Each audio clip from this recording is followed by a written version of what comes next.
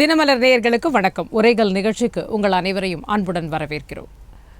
Digital India இதற்கு எப்பயுமே இது பிஜேபி அரசின் சாதனை, அதாவது என்டிஏ கூட்டணியின் சாதனை. டிஜிட்டல் இந்தியா பல சாதனைகளுள் ஒன்று அப்படின்னு தொடர்ந்து பேசப்பட்டு வரக்கூடிய ஒரு விஷயம். ஆனால் காங்கிரஸ் இன்றைக்கு அதற்கு உரிமை கோருகிறது. ஏனென்றால் டிஜிட்டல் இந்தியா அடித்தளமிட்டதே காங்கிரஸ் அப்படின்ட்டு காங்கிரஸோட தலைவர் திரு மல்லிகார்ஜுன கார்கே அவர்கள் சொல்லியிருக்கிறாங்க.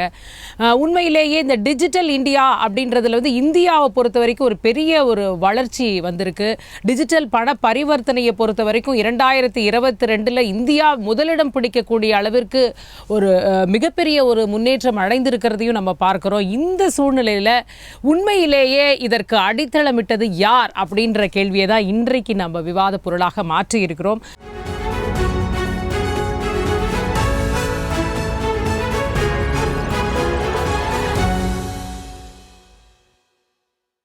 நம்மோடு இணைந்திருக்கிறார் அரங்கில் காங்கிரஸ் கட்சியின் திரு பொன் கிருஷ்ணமூர்த்தி அவர்கள். அவரை முதலில் வரவேற்கலாம். இணையம் வழியாக இணைந்திருக்கிறார் முஸ்லீம் ராஷ்டிரிய மஞ்ச் அமைப்பின் தேசிய ஒருங்கிணைப்பாளர் திருமிகு ஃபாத்திமா அலி அவர்கள். வணக்கம் மேம்.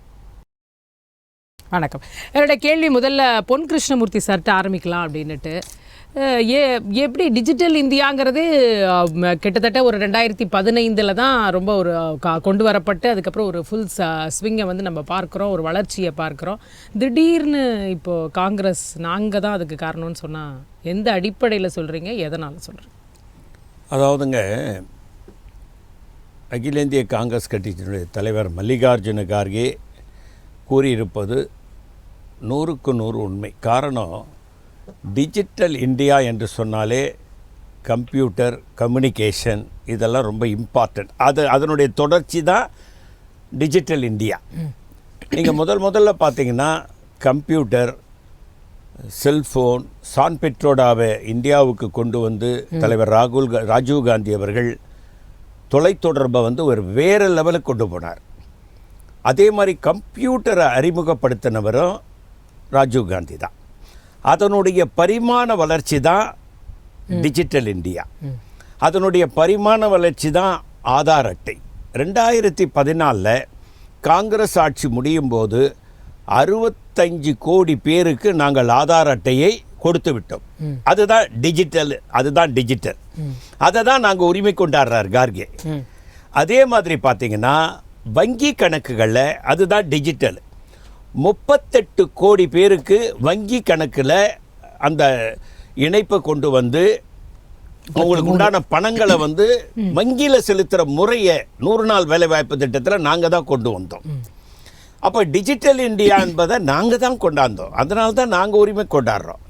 மரியாதைக்குரிய இன்றைய பிரதமர் திரு மோடி அவர்கள் டிஜிட்டல் இந்தியா அப்படின்னு சொல்கிறாருன்னா அதுக்கு நாங்கள் பில்லர் போட்டு கட்டடம் கட்டி எல்லாம் பண்ணி ஒயிட் வாஷ் பண்ணி படிக்கட்டெல்லாம் போட்டு ரிப்பன் கட் பண்ணும்போது நீங்கள் வந்துட்டீங்க. ரிப்பனை கட் பண்ணிவிட்டு நாங்கள் தான் டிஜிட்டல் இந்தியான்னு சொன்னால் இது எந்த வகையில் நியாயம்? மக்களுக்கு தெரியாது. ஆதார் பில்லை கொண்டு வராங்க பார்லிமெண்ட்டில் பண்ணும் பொழுது எதிர்ப்பு, காங்கிரஸ் பயங்கரமான எதிர்ப்பு, பல கேள்விகள். ஃபஸ்ட்டு இன்னொன்று டிஜிட்டல் பண பரிவர்த்தனை அப்படின்னா முன்னாள் நிதியமைச்சர் ப சிதம்பரம் எப்படி முடியும் அப்படின்னு நீங்கள் பார்த்துருப்பீங்க அந்த வீடியோவை. ஒரு கிராமத்தில் ஒரு இதில் சந்தையில் இது எப்படி சாத்தியம்னு கேட்குறாரு. எங்கே இருக்குது கரண்ட்டு, எங்கே இருக்குது நெட்டு, எப்படி எல்லாரும் ஒரு வியாபாரி எப்படின்னு கேட்குறாங்க. இன்றைக்கு அது சாதித்து காட்டப்பட்டிருக்கிறதா இல்லையா? இல்லைங்க. அதுக்கான கிரெடிட் ஆதார் அட்டை 65 கோடி பேருக்கு நாங்க கொண்டு வந்துட்டோம் பிஃபோர் 2014. ஆனா பில் ஒரிஜினலா வரும் பொழுது பில் திரும்பியும் தாக்கல் பண்ணப்படும் போது பில் எகைன்ஸ்டா இருந்தது காங்கிரஸ். ஆரம்பத்துல அந்த பில்லை தாக்கல் பண்ணும்போது பிஜேபி ஃபர்ஸ்ட் எதிர்க்கறாங்க, சில क्वेश्चंस ரைஸ் பண்றாங்க.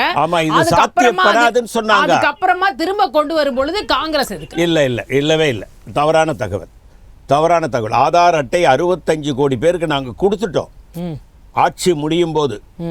இன்னைக்கு அதனுடைய நீட்சியை இவங்க பண்ணியிருக்கலாம், நான் இல்லைன்னு மறுக்கலை. அதை தான் நான் சொன்னேன். நாங்கள் கட்டடத்தை கட்டி நீங்கள் ரிப்பன் கட் பண்ணது, இப்போ நீங்கள் உள்ளங்கையில் உலகத்தை பார்த்துட்டு இருக்கீங்க. தொலைத்தொடர்புத்துறை யார் கொண்டு வந்தது? அதனுடைய நீட்சி தானே இதெல்லாம். டிஜிட்டல் இந்தியான்றது அதுதானே. பணப்பரிவர்த்தனை வங்கி கணக்கில் எல்லாரையும் கொண்டு வந்தோம். நீங்க நடக்குமா, இது சாத்தியப்படுமா, செய்யலாமா வேணாமான்னு ஒரு குழப்பத்துல இருந்த நிலையில எல்லாத்தையும் எடுத்து இன்னைக்கு செஞ்சு காமிச்சிட்டாங்க. இல்லைங்க, நான் சொல்றது மறுபடியும் நீங்க வாங்கிக்கணும். நாங்க எல்லாத்தையும் நாங்க தான் கொண்டு வந்தோம். அதனுடைய நீட்சி தான் நீங்க பண்ணிட்டு இருக்கீங்கன்னு நான் சொல்ல வரேன். Right, okay. ஃபாத்திமா மேம், என்ன காங்கிரஸ் கொண்டு வந்த பல திட்டங்களுக்கு ஸ்டிக்கர் ஒட்டுதா பிஜேபி?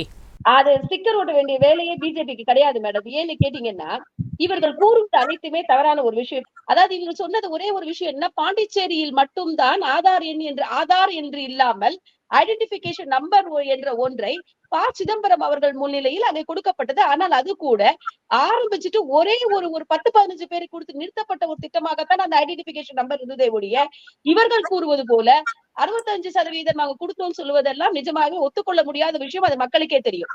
ஆதார் என்ற ஒன்றை அதனுடைய அடிப்படையை தெளிவாக விரிவுபடுத்தி அந்த அடித்தளத்தை ஸ்ட்ராங்கா பண்ணி அதை இன்னைக்கு நாடு முழுக்க ஒற்றைச்சாளர முறை மாதிரி ஒரு ஆதார் எண்ணை வைத்துக் கொண்டு ஒருத்தருடைய, அதாவது 130 கோடி மக்கள் இருக்கக்கூடிய இந்தியாவில் இது சாத்தியமா என்று கேள்வி கேட்ட மக்களுக்கு நடுவில் இது சாத்தியம் என்று நிரூபிக்கப்பட்டிருக்கிறது. அவருடைய ஆதார் என்ன வச்சு அவர் எத்தனை பேங்க்ல கடன் வாங்கியிருக்காரு, அவருடைய பிளஸ் என்ன மைனஸ் என்ன பிசினஸ் பண்றாரு என்ன, அதாவது மொத்த விவரங்களும் எடுக்கக்கூடிய வகையில் இன்றைக்கு அந்த அடித்தளத்தை மிக தெளிவாக அமைத்திருக்கிறது பாரதிய ஜனதா கட்சியினுடைய அரசு இந்த கடந்த 10 ஆண்டுகளில். இது மிகப்பெரிய சாதனை. அதாவது சாதனை பண்ணினதுக்கு அப்புறம் நாங்க தட்டிட்டு போறோம்னு சொல்றது ரொம்ப தவறான ஒரு விஷயம். Digital India Rajiv Gandhi computer கொண்டு வந்தான்னு சொன்னாங்க. அப்ப சார்லஸ் பபேஜ் கூட இவங்க நாங்க தான் சார்லஸ் பபேஜ் சொல்லுவாங்களா, இல்ல அவர் காங்கிரஸ்கார் சொல்லுவாரா, எனக்கு புரியல. ஏன்னா டிஜிட்டல் மயமாக இந்தியா கொண்டிருந்த நேரத்தில் இவர்கள் அந்த டிஜிட்டல் இந்தியாலேயே 2G ஸ்டாம்ப் பண்ணவங்க தான் இவங்களே ஒழிய அந்த வளர்ச்சிக்காக இவங்க எதுவுமே எடுத்துட்டு போல.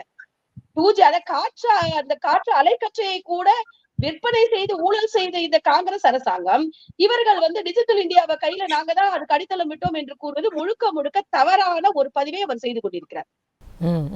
இந்த இடத்துல பொன் கிருஷ்ணமூர்த்தி சார், அதாவது ரொம்ப மக்களை ஒரு அண்டர் எஸ்டிமேட் பண்ணிட்டீங்களோ? ஆதார் கார்டு ஆக்சுவலாக UIDAI அமைப்பை ஏற்படுத்தினது காங்கிரஸ் காலத்தில்ன்றது எந்த மாற்று கருத்தும் இல்லை. ஆனால் அதற்கு ஒரு அந்தஸ்து, ஒரு சட்ட அந்தஸ்து, கான்ஸ்டியூஷனல் அந்தஸ்து கொடுக்கப்பட்டது பிஜேபி கவர்மெண்ட்டில் தான். எல்லாமே கரெக்டாக அதை ஃபார்ம் பண்ணி எல்லாமே கொண்டு வந்து பல எதிர்ப்புகளை சந்தித்து கோர்ட்டுக்கு போயிட்டு அதற்கப்புறமா அது வரக்கூடிய ஒரு சூழல்களில் பார்க்குறோம். நம்ம ப்ரைவசி அளவுக்கு இதை டேட்டா ப்ரைவசியிலேருந்து எல்லாத்துக்கும் கோர்ட் வரைக்கும் அது போயிட்டு தான் இன்றைக்கு அது மக்கள் ரொம்ப எளிமையாக பயன்படுத்தக்கூடிய ஒரே ஆவணமாக இன்றைக்கு அதை மாற்றி இருக்கிறது கண்டிப்பா பிஜேபி தலைமையிலான அரசு தான். அதுல நீங்க கண்டிப்பா கிரெடிட் எடுத்துக்கவே இதை நான் ஏத்துக்க மாட்டேங்க. நாங்க தலைவர் ராஜீவ் காந்தி காலத்தில் தொடங்கப்பட்டது தான். நான் மறுபடியும் அங்கே தான் வர வேண்டியதாக இருக்குது. கம்ப்யூட்டர்லேருந்து, கம்யூனிகேஷன்லேருந்து, செல்ஃபோன்லேருந்து, தொலைத்தொடர்பு துறையிலேருந்து. இல்லை, இவ்வளவு நாளாக இதை பற்றி பேசவே இல்லையே. எவ்வளவு வருடங்களாக டிஜிட்டல் இந்தியாவை பற்றி இப்போ எப்போ மோடி அவர்கள் பேசினாலும் சொல்கிறாரு, எங்கள் மக்களை நீங்கள் குறைவாக மதிப்பிட்டீங்க, எங்கள் மக்களுக்கு பயன்படுத்த தெரியாதுன்னு சொல்லிட்டீங்க. இன்னைக்கு பாருங்க, அங்கே பாருங்கன்னு காமிக்கிறாங்க. இப்போ காய் விற்கிற அம்மா காமிக்கிறாங்க. அதை தாங்க சொல்றேன் நானு. காய் விற்கிற ஆயா காட்டுறாங்கன்னா நாங்க கொண்டு வந்தது தான். நீங்க ரிப்பன் கட் பண்ணிட்டு எல்லாமே எங்களுக்கு சொந்தம்ன்றீங்க. நீங்க ஹை எண்ட்லயே வச்சிருக்கீங்க. அத காமன் மேனுக்கு சாத்தியமாக்கி இருக்கிறது இல்லையா? நாங்க இருந்திருந்தா இன்னும் இதை விட டெவலப்மென்ட் பண்ணிருப்போம். மேடம் அப்படி பேசுனீங்கன்னா கேட்காது. நான் வரும்போது சொல்லுங்க. இப்போ 2G 3G எல்லாம் சொன்னாங்க. 2G கொண்டாந்தோமே, அப்பதான் எல்லார் கையிலயும் செல்போன் போச்சு. அதுக்கு முன்னால் பார்த்தீங்கன்னா அவுட் கோயிங்க்கு 16 ரூபாய், இன்கமிங்க்கு 8 ரூபான்னு இருந்தது நாங்கள் கொண்டாடும் போது. அதை எளிமையாக்குனது கூட எங்கள் காலத்தில் தான். 2Gல தான் பைசா கணக்கு போட்டோம். ஒரு செகண்டுக்கு 1 பைசா அப்படிலாம் கொண்டாந்து அந்த 2Gல. அதை பின்னால் நீங்கள் பெரிய ஊழல், நீங்கள் 1,70,000 அது ஒன்றுமே இல்லைன்னு நீதிபதி சொல்கிறக்கூடிய அளவில் ஆகிப்போச்சு. அப்போ 2Gயை கொண்டாந்து எல்லார் கையிலையும் உலகத்தை உள்ளங்கையில் காட்டினது யாரு? நாங்கள் தான். அப்போ நீங்கள் என்ன பண்ணீங்க? 2Gல 1,76,000 கோடி நீங்க, ஆனால் 5Gயை நீங்கள் 80,000 கோடிக்கு தான் விற்றுருக்கீங்க. இப்போ எங்க 2Gன்றது அந்த காலத்தில் சாதாரண நிலையில் கொண்டு வந்தப்பட்ட நிலையில் கூட இன்னைக்கு மோர் அட்வான்டேஜ் இருக்கு 5Gல. எல்லா அட்வான்டேஜும் இருக்குது. இருந்தும் நீங்கள் 80,000 கோடிக்கு தான் விற்றுருக்கிறீங்க. அப்புறம் எப்படி 1,76,000 கோடி வரும்? ஆகவே 2Gலேருந்து மற்ற செல்ஃபோன்லேருந்து எல்லா வளர்ச்சி கம்ப்யூட்டர் இன்றைக்கி பாருங்கள், உலகம் முழுக்க எடுத்துக்கோங்க, தமிழர்கள் தான் உலகம் முழுக்க இன்றைக்கி கம்ப்யூட்டரை பயன்படுத்துகிறான்னா அதுக்கு 91 ராஜீவ்காந்தி போட்ட அடித்தளம். அந்த கம்ப்யூட்டர்லாம் உலக நாடுகள்ல இருந்து வர வச்சு இங்க எல்லாருக்கும் ட்ரைனிங் கொடுத்து எல்லாருக்கும் பயிற்சி கொடுத்து ஜிஎஸ்டி கொண்டு வந்தது நீங்க தானே? ஜிஎஸ்டி கொண்டு வந்தோம், ஆனா அமுல்படுத்தல. அதுதாங்க அப்ப எல்லாமே அந்தந்த ஸ்டேஜ்ல நிறுத்தப்பட்டது. நீங்க தவறா பதிவு பண்ண கூடாது. நான் சொல்றத உள் வாங்கிக்கிட்டு நீங்க பேசுங்க. 2G நாங்க கொண்டாடும் போது ஜிஎஸ்டி கொண்டாடும் போது என்ன சொன்னோம்னா 18% டோட்டல் வரி, 9% மாநிலங்களுக்கு வரும். அந்த ஜிஎஸ்டியில் 9% மத்திய அரசாங்கத்துக்கு. நாங்கள் ஒரே ஸ்லாப்பா 18% நாங்கள் வாங்கி 9% உங்களுக்கு கொடுக்குறோன்னு சொன்னோம். ஆனால் இன்றைக்கி 47% வரைக்கும் ஜிஎஸ்டி. நாங்கள் கொண்டு வந்த ஜிஎஸ்டி வேறு, இன்றைக்கி வந்திருக்கிற ஜிஎஸ்டி வேறு. நீங்கள் ஒரு ஹோட்டலுக்கு போங்க, ஒரு ஹோட்டலுக்கு போய் 100 ரூபா சாப்பிட்டீங்கன்னா ஒரு ஆளும் கட்சியாக இருக்கும்போது செயல்படுத்தணும்னு ஒரு திட்டத்தை வந்து யோசிச்சு பல விஷயங்களை யோசிக்கிறீங்க. அதே எதிர்கட்சியா வந்த உடனே வேற அந்த இன்னொரு கட்சி அதை செயல்படுத்தினா தப்பா தெரிஞ்சுது. பணமதிப்பிழப்பு நாங்க தான் கொண்டாட முயற்சி பண்ணோம். மன்மோகன் சிங் 10 எஃபெக்டிவ், அதாவது எக்கனாமிஸ்ட் 10 டாப் மோஸ்ட் எக்கனாமிஸ்ட் கூப்பிட்டாரு, கையில் கொடுத்தாரு. பணமதிப்பிழப்பு பண்ண போகிறோம், என்ன நடக்கும்னு கேட்டார்.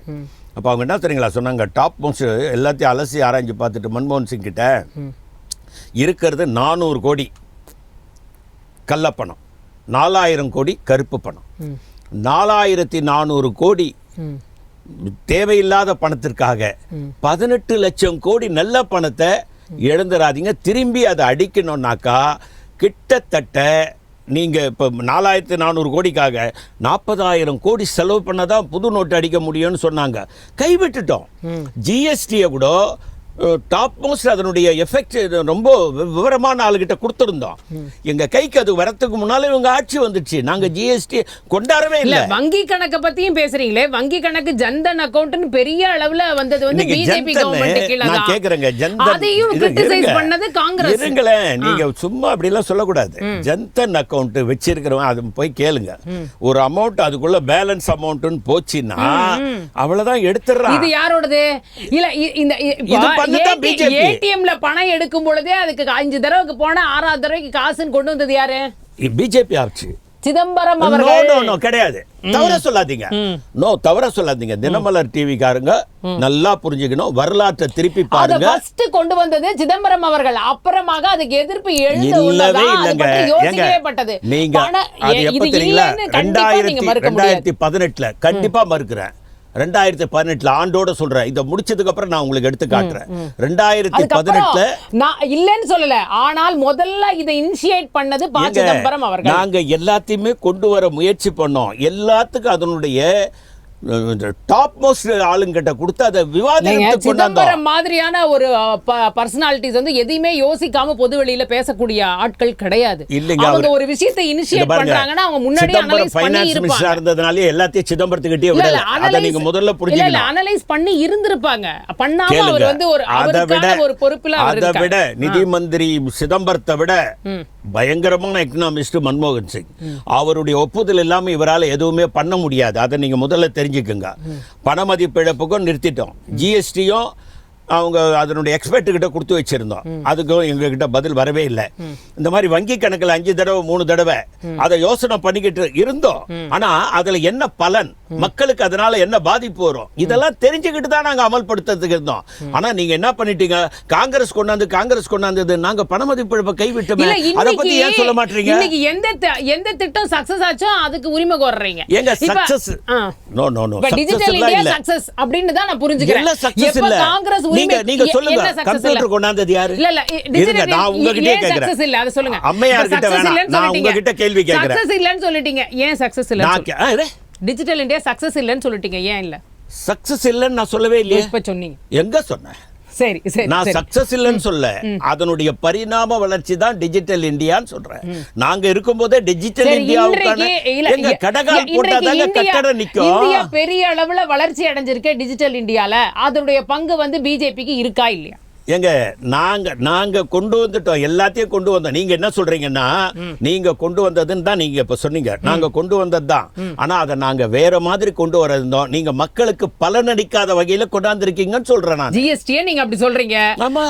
வந்து வரி விகிதங்களை பொறுத்தவரைக்கும் நீங்க உங்களுக்கு உடன்பாடு இல்லைன்னு சொல்றீங்க. வியாபாரிகிட்ட போய் கேளுங்க. சரி, நான் டிஜிட்டல் இந்தியாவுக்கு வரேன். டிஜிட்டல் இந்தியாவுடைய வளர்ச்சி வந்து நீங்க ஒத்துக்கிறீங்களா இல்லையா?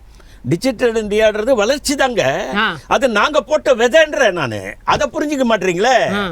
நான் தான் சொன்னேன், பில்டிங் எல்லாம் கட்டிட்டோம், ரிப்பனை கட் பண்ணிட்டு நாங்க தான் நீங்க உரிமை எப்படி கொண்டாட முடியும்? அப்ப இருந்த ஃபைனான்ஸ் மினிஸ்டருக்கு வந்து அப்ப தெரியல, சிதம்பரம் அவர்களுக்கு வந்து தெரியல இந்தியாவுல சாமானியனை இதை பயன்படுத்துவான், இது பெரிய அளவுல வளர்ச்சி பெறும்ன்ற விஷன் அவருக்கு வந்து அப்ப இல்லன்னு நீங்க 100 நாள் வேலை வாய்ப்பு திட்டத்துக்கு பணம் கொடுத்தோமே, அதையே அது வந்து டைரக்ட் பெனிஃபிட் ட்ரான்ஸ்ஃபர் பண்ணீங்க. இல்ல அததான் நான் சொல்றேன். அப்ப உங்களுக்கு தெரியலையா சாமானியனால ஒரு வந்து மணி டிஜிட்டல் மூலமா பண பரிவர்த்தனை பண்ண முடியும்? அதனுடைய பரிமாண வளர்ச்சிங்க. நாங்க ஆட்சியில இருந்தோம்னா இதோட கொண்டு வரும்போது அவர் அதை ஏத்துக்கவே இல்லையே. இல்லங்க, அதெல்லாம் கிடையாது. நம்மாலங்க பண்ண மாட்டாங்கன்னு சொல்றாரு சார். அதெல்லாம் இல்ல. என்னங்க அந்த வீடியோவே இருக்குங்க, இன்னைக்கு வரைக்கும் கூட அந்த வீடியோ காட்டுங்களா பாப்போம். அவர் சொல்றாரு பொட்டேட்டோ டொமேட்டோ விக்கிற வந்து அவங்களால முடியுமா? ஏன் முடியாது? இருக்கா, இன்டர்நெட் இருக்கா? இன்னைக்கு முடியறாங்களா?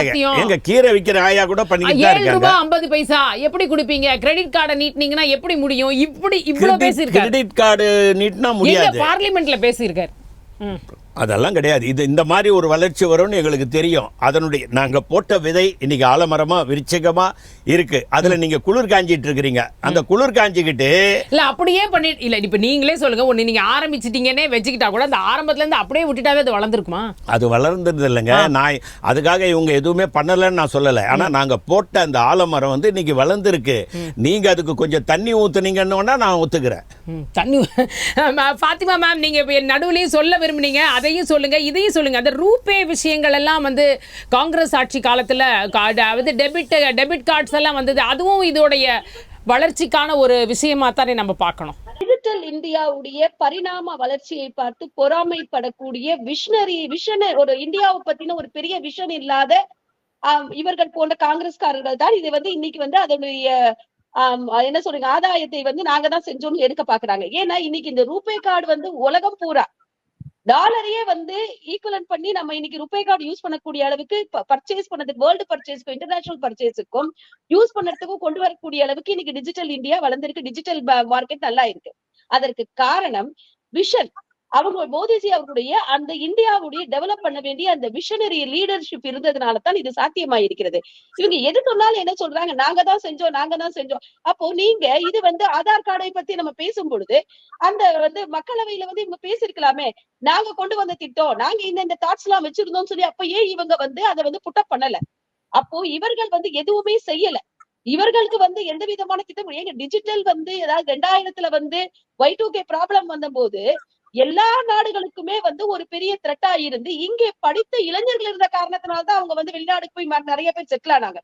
அதன் மூலமாக வந்து இந்தியால வந்து கம்ப்யூட்டர் வந்ததே விட இவங்க வந்து காங்கிரஸ்காரங்க வந்து எல்லாரையும் படிக்க வச்சாங்கன்னு சொல்றதெல்லாம் வந்து அது ஒரு பொய்யான கட்டுக்கதை.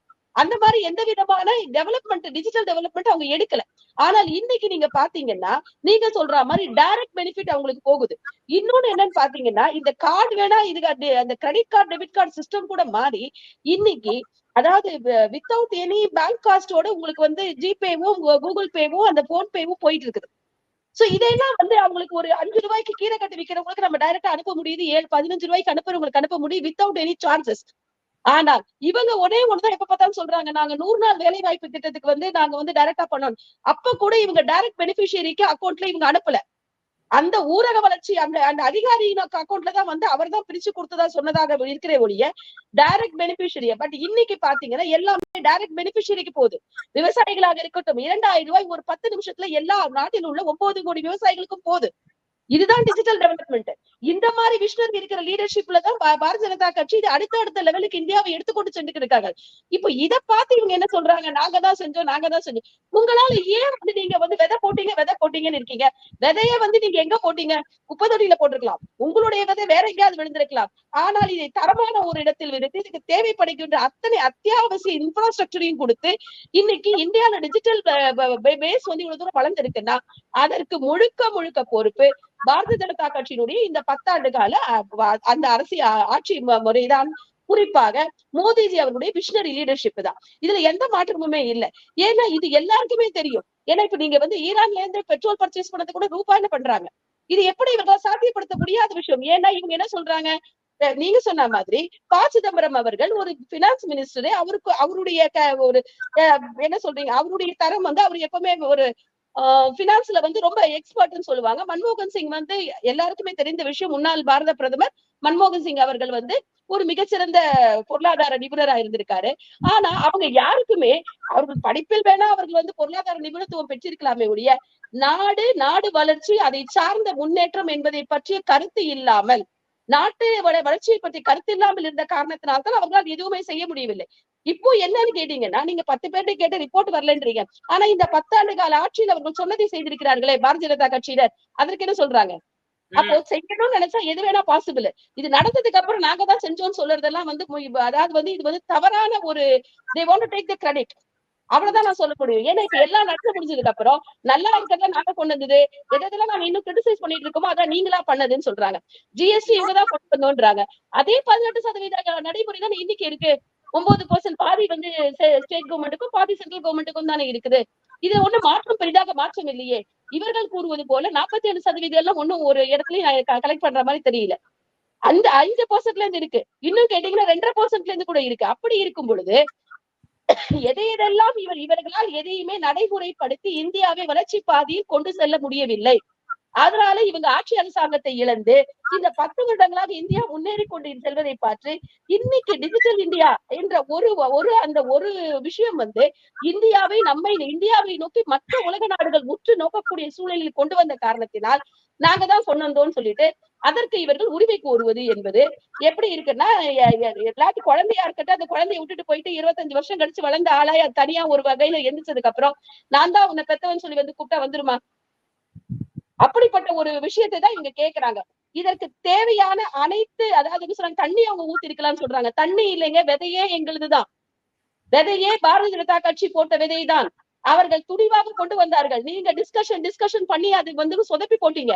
ஆனால் அவர்கள் அதே நேரத்துல அவங்க என்ன கேட்டாங்க, நீங்க கொண்டு வந்தீங்கன்னு சொன்னீங்க ஆதார் யூடிஐ. ஆனால் அந்த ஆதார் கொண்டு வரும் பொழுது இவர்கள் என்ன கேட்டார்கள், நடைமுறையை சொல்லுங்கன்னு சொன்னாங்க. அப்படிதான் கேட்டாங்க. எதிர்கட்சியாக இருந்த போது நடைமுறையை கூட சொல்லிதான் கேட்டார்கள். ஆனால் நீங்க இப்ப என்ன பண்ணிட்டீங்க, அமைதியாக இருந்து வேண்டாம்னு சொல்லி வெளிநடப்பு செய்து விட்டீர்கள். இப்படித்தான் நீங்க பண்ணிட்டு இருக்கிறீங்க. ஆனால் இன்னைக்கு வந்து ஆதார் என்பது எல்லா இடங்களிலும் ஒப்புக்கொள்ளப்பட்ட ஒரு விஷயமாக, அதன் மூலமாக அனைத்து, இப்போ ஒரு பாஸ்போர்ட் பார்த்தோம்னா கூட ஆதார் வந்து ஒரு ஆதார் போதுங்க. இன்னைக்கு எந்த ஒரு ஐடென்டிபிகேஷனுக்கு ஒரு ஆதார் போடும். 10 கார்டு எடுத்துட்டு போக வேண்டிய அவசியம் இல்லை. மேலும் அந்த டிஜிட்டல் இன்னொரு வசதி செஞ்சு கொடுத்திருக்காங்க பாருங்க, எல்லாமே நம்ம டிஜிட்டல் லாக்கர்ல போடலாம். So you don't have to carry. நம்ம எடுத்துட்டு போய் எல்லாம் பண்ணணும்னு இல்ல. அப்ப இப்படிப்பட்ட வளர்ச்சி, அந்த வளர்ச்சியின் மூலமாக விளைவுகள். இதே மாதிரி நீங்க பொருளாதாரத்துல பாத்தீங்கன்னா கூட இவங்க சொல்றாரு நாங்க வந்து கொண்டுட்டு வரலன்றாங்க. ஆனால் முதலாக பேங்கிங் சிஸ்டம்ல அதுக்கு வந்து சார்ஜஸ் கொண்டு வந்ததே இவங்கதான். ஏன்னா 60 ஆண்டு காலம் இவங்க தானே ஆட்சி பண்ணிட்டு இருந்தாங்க. எல்லா தவறுகளும் இவர்கள் செய்தார்கள். அந்த தவறிலிருந்து மீட்டு கொண்டு வந்து இந்தியாவை வளர்ச்சி பாதையில் நோக்கி சென்று கொண்டிருக்கிறது. அப்போ இன்னைக்கு நீங்க பாத்தீங்கன்னா போன்பே, ஜிபேக்கெல்லாம் எந்த சார்ஜஸும் இல்லைங்க. இவர்களுக்கு தெரியும் இல்லையா? கரெக்ட். பொன் கிருஷ்ணமூர்த்தி சார்ட்ட கேட்கலாம்.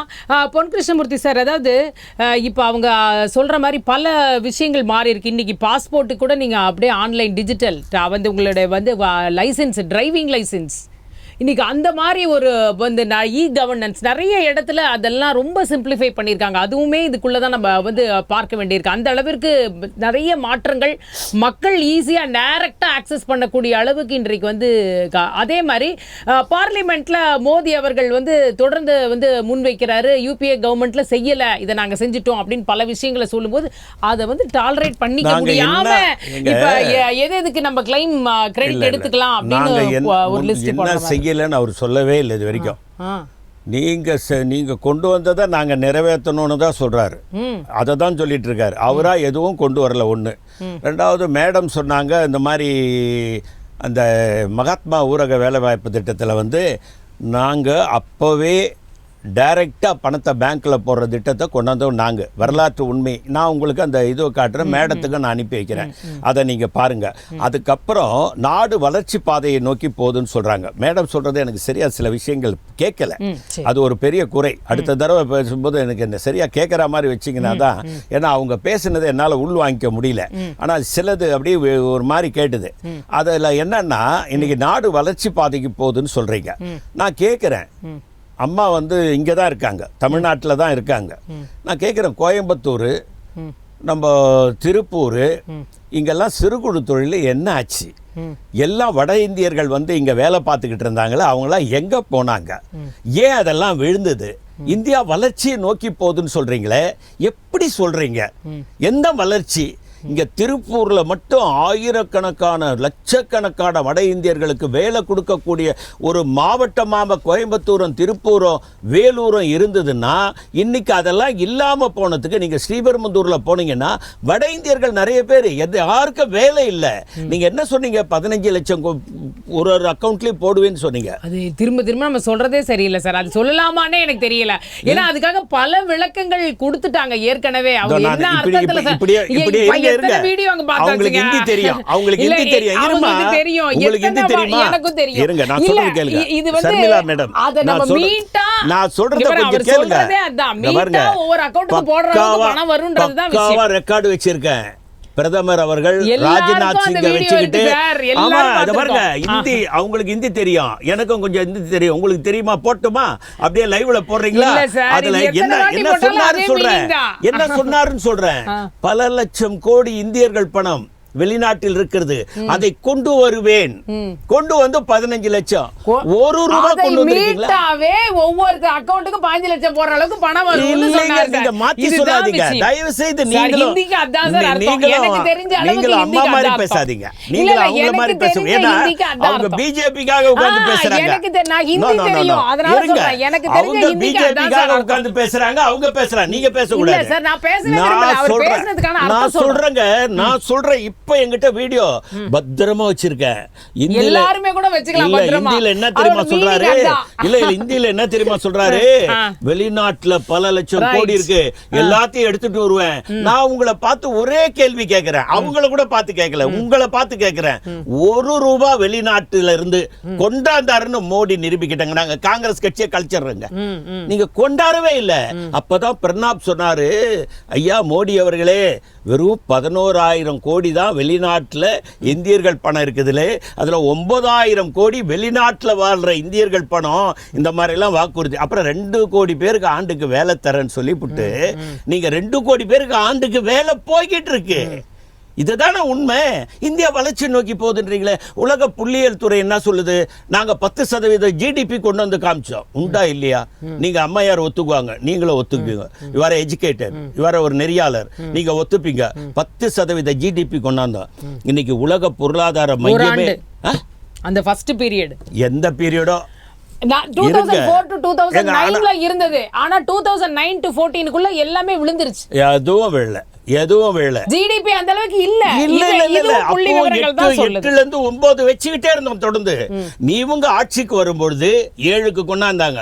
இன்னைக்கு உலக பொருளாதார மையம் சொல்லுது, இந்தியாவினுடைய பொருளாதாரம் மிக மோசமான நிலையில் இருக்குதுன்னு உலக பொருளாதார மையம் சொல்லுது. ஆனா இவங்க சொல்றாங்க 4% ஜிடிபில வச்சிருக்கோம். அதுல உங்களுடைய பங்கு இருக்குன்னு ஒத்துக்கிறீங்களா? பொருளாதாரம் அந்த அளவுக்கு வீழ்ச்சி அடைஞ்சதுல காங்கிரஸ் போட்ட விதையினால இன்னைக்கு ஒரு டிஜிட்டல் இந்தியாக்கு நாங்க ஒரு ஆதார் கார்டு UIDன்னு ஒன்னு ஆரம்பிச்சோம். அந்த ஆரம்பிச்ச உடனே அந்த பலன் இன்னைக்கு கிடைக்குதுன்னு நீங்க சொல்றீங்க. அப்ப இன்றைக்கு பொருளாதாரம் இந்த நீங்களே சொல்றீங்க பொருளாதாரம் கீழே, பொருளாதாரத்துல 3வது மிகப்பெரிய பொருளாதாரமா வரப்போறோம் அப்படின்ற ஒரு விஷயத்தை தொடர்ந்து முன் வச்சுக்கிட்டு இருக்காரு மோடி அவர்கள். இப்ப 5வது இடத்துல இருக்கோம். அப்ப வளர்ச்சி இல்லைன்னு நம்ம சொல்றோம். இப்ப அவங்க கூட ஆர்குமெண்ட் பண்ண வேண்டியதே இல்ல, நான் உங்க கூட தான் பண்ண வேண்டியதா இருக்கு. சக்கரைன்னு எழுதிட்டு நக்கனா இனிக்காது. இவங்க சக்கரைன்னு பேப்பர்ல எழுதிட்டு நக்குன்றாங்க, இனிக்காது. அது அதை தான் பண்ணிட்டு இருக்காங்க பிஜேபி. இப்போ சக்கரையை கையில வச்சுக்கிடுங்க, வச்சுட்டு நக்கனா தான் இனிப்பு. ஆதார் கார்டுன்றது ஒரு திட்டம், ஜிஎஸ்டி 65 கோடி பேருக்கு நாங்களே கொண்டாட்டோம் 2014ல. 38 கோடி பேருக்கு 33 நாங்க இது கொண்டாந்துட்டோம், பேங்க் அக்கவுண்ட்ல இது கொண்டாந்துட்டோம், எல்லாமே நாங்க தான் கொண்டாந்தோம். நாங்க சொல்றோம், நாங்க தான் கொண்டு வந்தோம். நீங்க கொண்டு வந்ததற்கு அவ்வளவு பெரிய விமர்சனத்தை நீங்க பின்னாடி வைக்க வேண்டிய அவசியம் என்னன்னு நான் கேக்குறேன். என்ன விமர்சனம் வைக்கிறோம்? என்ன விமர்சனம் வைக்கிறோம்? பார்லிமெண்ட்ல அதுக்கான ஒரு கான்ஸ்டிடியூஷனலா அதை கொண்டு வரதுக்கு முயற்சி பண்ணி பில் வைக்கிறாங்க. அப்ப நீங்க வந்து அதை எதிர்க்கறாங்க காங்கிரஸ். இது வந்து மணி பில், இதை நாங்க எதிர்க்கிறோம்னு ஆதார் பில்லே எதிர்க்கிறீங்க நீங்க. மறந்துருச்சு உங்களுக்கு. நானே உங்ககிட்ட சொன்னேன், நீங்க வரலாற்றை எடுத்து பாருங்க. 2014க்கு முன்னால 65 கோடி பேருக்கு ஆதாரம் வழங்கிட்டோம். அப்பதான் இவங்க 2014ல வந்து மீதி பேருக்கு கொஞ்சம் பேருக்கு கொடுத்தாங்க. அப்போ ஆதார் நாங்க எதிர்த்தோம். நிஜமாவே நீங்க போய் பாருங்க, ஆதார் பில் மணி பில்லா கொண்டு வராங்க பார்லிமெண்ட்ல, அதை காங்கிரஸ் எதிர்க்குது. இல்ல, நாங்க எதிர்க்கவே இல்லை. எதையுமே மக்களுடைய நலன் சார்ந்த திட்டங்களை எதுவும் காங்கிரஸ் எதிர்க்கல. காங்கிரஸ் பாருங்க, சுதந்திரம் வாங்கும் போது குண்டூசி கூட தயாரிக்க முடியாத இந்தியா, ஒத்துக்கிறீங்களா? ஆனா நேரு 16 ஆண்டு கால ஆட்சியில ஐஐடி அப்புறம் அணுகுண்டு தயாரிக்கிற வரைக்கும் கொண்டாந்தாங்க. 1974 இந்திரா காந்தி பிரதமராக இருக்கும்போது ராஜஸ்தான்ல பொக்ரான்ல அணுகுண்டை வெடித்து உலகத்தை அலற விட்டார். சொல்ல முடியாது சார், எதுவுமே செய்யலன்னா யாருமே சொல்ல முடியாது. ஆனால் இன்னொருத்தர் செய்யும் பொழுது அது நாங்க செஞ்சதுதான், அது நாங்க செஞ்சதுதான் சொல்றது அவங்களே சொல்றாங்க. நீங்க சொல்ல வேண்டியது இல்ல, நீங்க கொண்டாந்ததை நாங்க செயல்படுத்துறோம் சொன்னாங்க. ஆனா நீங்க அதை சரியா செயல்படுத்தலன்னு தான் நாங்க சொல்றோம். சரி, இது உங்க நிறைவு பார்வையா எடுத்துக்கிறேன். ஃபாத்திமா மேம், அதாவது அவங்க அதில் உள்ள குறைகளை, குற்றம் குறைகளை தான் நாங்க விமர்சனம் செய்யறோம். எதிர்கட்சியா இருந்து எங்களோட வேலையை தானே சரியா செய்யறோம், நாங்க போட்ட விதை சரியா வளரலன்னா நாங்க கேள்வி கேட்க மாட்டோமான்னு கேட்கிறாரு. ஏன் அவங்க போடலன்னு சொல்லிட்டு இருக்கேன். அவங்க நாங்க விதை போட்டோம்னு சொல்றது வந்து ஒரு தவறான விஷயம். இன்னொன்னு சொன்னாங்க, வேலை வாய்ப்புகளை பற்றி பேசினார்கள். கடைசி 9 ஆண்டுகளை நீங்க எடுத்தீங்கன்னா காங்கிரஸ் அரசாங்கத்துல வந்து வெறும் 6 லட்சம் பேருக்கு தான் மத்திய அரசு பணி கொடுத்தாங்க. அவங்க மத்திய அரசு பணியில் அவர்களுடைய கடைசி 9 ஆண்டுகளில் வெறும் 6 லட்சம் பேருக்கு தான் வேலை வாய்ப்பு வழங்கப்பட்டது. ஆனா கடந்த 9 ஆண்டுகளில் பாரதிய ஜனதா ஆட்சியில் 9 லட்சம் மக்களுக்கு மத்திய அரசாங்கத்துடைய பணி வழங்கப்பட்டிருக்கிறது. அதாவது வேலை வாய்ப்பை பத்தி இவங்க பேச முடியாது. 2வது விஷயம் பாத்தீங்கன்னா 30 கோடி பெண்களுக்கு முத்ரா லோன் கொடுத்திருக்காங்க. அதாவது ஸ்டார்ட் அப்காக அவங்களுக்கு லோன் கொடுத்திருக்கிறாங்க. அப்போ வேலை வாய்ப்பு என்பது வேலையை மட்டும் வழங்குவதில்லை, அவர்களை குறு சிறு தொழிலாளிகளாக, தொழில் அதிபர்களாக இங்க இருக்கிற இந்தியாவிலுள்ள மக்களை உருவாக்குவதுதான் பாரதிய ஜனதா பண்ணிக்கிட்டு இருக்கு. வேலை கொடுக்கறது எவ்வளவு பேருக்கு வேலை வாய்ப்பை உருவாக்கி தந்தீங்க, அந்த புள்ளி விவரத்தை மட்டும் சொல்லுங்க. தொடர்ச்சியா பணி நியமன ஆணைகள் வழங்கப்பட்டு இருக்குது சார். இல்ல மறக்க முடியாது சார், இல்ல கொடுத்துட்டு தான் சார் நாட்டுல வேலை இல்லாம நீங்க இன்னைக்கு இந்தியால வறுமை கோட்டிற்கு கீழே இருக்கவங்க எவ்வளவு தெரியுங்களா? நீங்க தயவு செய்து எல்லாம் புள்ளி விவரத்தையும் தயவு செய்து படிங்க. வறுமை கோட்டிற்கு கீழே எங்க ஆட்சி அகன்ற போது 14% விட்டு போனோம். இப்ப வந்து கிட்டத்தட்ட 38% பேர் வறுமை கோட்டுக்கு கீழே போயிருக்கான். இரவுல நாங்க உணவு உண்றது, எங்க தலைவர் ராகுல் காந்தி இரவுல ஒரு குடிசையில போய் தங்கினார். எதுக்கு தெரியுங்களா? இரவுல அவன் எப்படி உண்றான், எப்படி தூங்குறான்னு அவன் கூடவே போய் சாப்பிட்டுட்டு கட்டில கயித்து கட்டில படுத்துட்டு வந்த தலைவன் உலகத்துல ஒரு தலைவனை உங்களால காட்ட முடியுமா? எங்க தலைவன் அதை செஞ்சிருக்கான். நான் என்ன சொல்ல வரேன்னா, நாங்க அதெல்லாம் நீக்கிறதுக்கு 14% வறுமை கோட்டிற்கு கீழே இருக்குது. இப்ப நீங்க 36-38% நீங்க மாத்தி இருக்கிறீங்கன்னா இந்தியா வளர்ச்சி எதை சொல்றீங்க? வேலை வாய்ப்பு திட்டமே நாட்டில இல்ல. டைம் ஆயிடுச்சு. மேடம் கேட்போம். மேடம் சொல்லுங்க.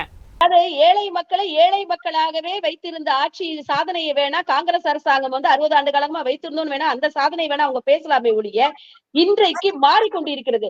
அந்த குடிசை வீட்டை அவர்களுக்கு ஒரு நல்ல வீடாக கொடுக்க வேண்டும் என்றதுக்கு அனைவருக்கும் வீடு வழங்கும் திட்டத்தை வந்து நாடு முழுக்க மக்களுக்கு, பல கோடி மக்களுக்கு வீடு வழங்கப்பட்டு கொண்டிருக்கிறது.